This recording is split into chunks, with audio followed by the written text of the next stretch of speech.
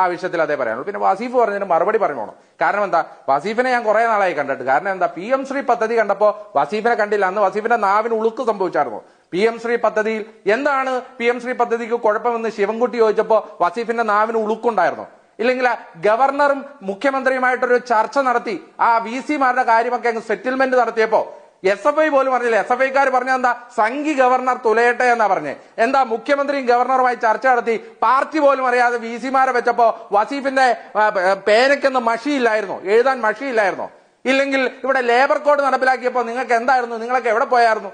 ഇനി അതും മാത്രമല്ല, പാർലമെന്റിന്റെ അകത്ത് ഒരു കേന്ദ്രമന്ത്രി പറഞ്ഞല്ലോ, ഞങ്ങൾ തമ്മിലുള്ള ബ്രിഡ്ജ് എന്ന് പറയുന്നത് ദാ ഇരിക്കുന്ന ബ്രിട്ടാസ് ആണെന്ന് പറഞ്ഞു. അദ്ദേഹത്തെ ബ്രിട്ടാസ് എന്നല്ല ബ്രിഡ്ജാസ് എന്ന് വിളിക്കണം. കാരണം ബ്രിഡ്ജാണ് CPM-ഉം BJP-യുമായിട്ടുള്ള. എന്റെ വസീഫ ഒരു വാക്കുകൊണ്ട് പോലും പറഞ്ഞ് ഞങ്ങളാരും കേട്ടില്ലല്ലോ. ലോക്സഭയിലെ പ്രതിപക്ഷ നേതാവ് രാഹുൽ ഗാന്ധി പാർട്ട് ടൈം പ്രതിപക്ഷ നേതാവാണ്, ഫുൾ ടൈം പ്രതിപക്ഷ നേതാവ് വേണമെന്ന് പരസ്യമായി ആവശ്യപ്പെട്ടത് ബ്രിട്ടാസ് ആയിരുന്നു. ഞാനൊരു ഫാക്ട് ഇതിനിടയിൽ പറഞ്ഞതേ ഉള്ളൂ. അഭിനവ് തുടരാം.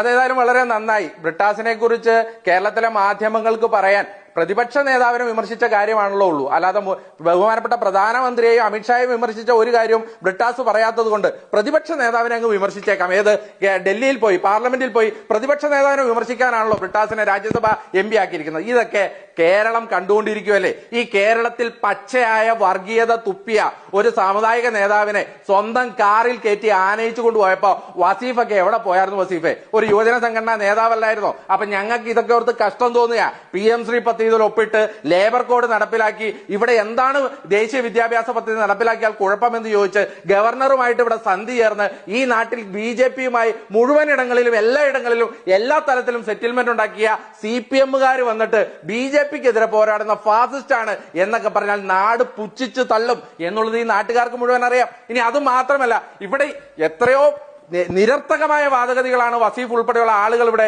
ഉന്നയിച്ച് കാണുന്നത്. കാരണം എന്താ, ഈ മുഖ്യമന്ത്രി, ബഹുമാനപ്പെട്ട കേരളത്തിന്റെ മുഖ്യമന്ത്രി നരേന്ദ്രമോദിക്കെതിരെ പറഞ്ഞ എന്ത് സ്റ്റേറ്റ്മെന്റാ ഉള്ളത്? ഇപ്പൊ അബ്ജോദിന് അറിയാലോ, അബ്ജോദ് എത്രയോ കൊല്ലമായി മാധ്യമപ്രവർത്തനം നടത്തുന്ന ഒരു സ്റ്റേറ്റ്മെന്റ് വന്നിട്ട് കാലം എത്രയോ അബ്ജോദെ. അമിത്ഷായ്ക്കെതിരെ എത്രയോ നാളെ ഒരു സ്റ്റേറ്റ്മെന്റ് പറഞ്ഞിട്ട് ഇപ്പൊ രാഹുൽ ഗാന്ധിക്കെതിരെ പറയാൻ വലിയ നാവാണല്ലോ, പ്രിയങ്ക ഗാന്ധിക്കെതിരെ പറയാൻ വലിയ നാവാണല്ലോ. ഇന്ത്യ നരേന്ദ്രമോദിക്കെതിരെ ഒരു വാക്കുകൊണ്ട് പോലും മിണ്ടാത്തതെന്താ? അമിത്ഷായ്ക്കെതിരെ ഒരു വാക്കുകൊണ്ട് പോലും മിണ്ടാത്തതെന്താ?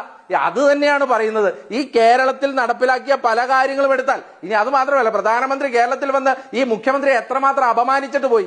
ഈ തൃശ്ശൂരിൽ ഉൾപ്പെടെ പ്രസംഗം നടത്തിയിട്ട് മുഖ്യമന്ത്രിയുടെ ഓഫീസും കുടുംബക്കാരും കള്ളന്മാരാണെന്ന് പറഞ്ഞിട്ട് പോയില്ലേ. എന്നിട്ടും കേരളത്തിലെ മുഖ്യമന്ത്രിക്ക് വായും കൊണ്ട് കാ എന്നോ മാ എന്നോ ഒരക്ഷരം വിളിക്കാൻ ഇതേവരെ സാധിച്ചില്ലല്ലോ. ഏത് മുഖ്യമന്ത്രിയാ? നികൃഷ്ട ജീവി എന്ന് വിളിക്കുന്ന മുഖ്യമന്ത്രി, അല്ലെങ്കിൽ വായിൽ തോന്നുന്നത് കോതയ്ക്ക് പാട്ടെന്ന്